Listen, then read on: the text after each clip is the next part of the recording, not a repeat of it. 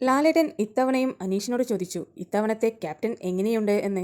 അനീഷിന് സ്ഥിരമായുള്ള മറുപടി തന്നെയായിരുന്നു, ഇത്തവണത്തെ ക്യാപ്റ്റനും വളരെ മോശമായിരുന്നു. ഇത് കേട്ടപ്പോൾ തന്നെ ലാലേട്ടൻ ചിരിക്കുവാൻ തുടങ്ങി. കാരണം അനീഷ് ഇതുവരെ ഒരു ക്യാപ്റ്റനെ കുറിച്ചും നല്ലൊരു വാക്ക് പറയാത്തത് ലാലേട്ടൻ എപ്പോഴും ശ്രദ്ധിക്കുന്നതാണ്. ലാലേട്ടൻ തന്നെ പറഞ്ഞു, അനീഷ് അല്ലാതെ അവിടെ മറ്റൊരു നല്ലൊരു ക്യാപ്റ്റൻ വന്നിട്ടില്ല അല്ലേ എന്ന്.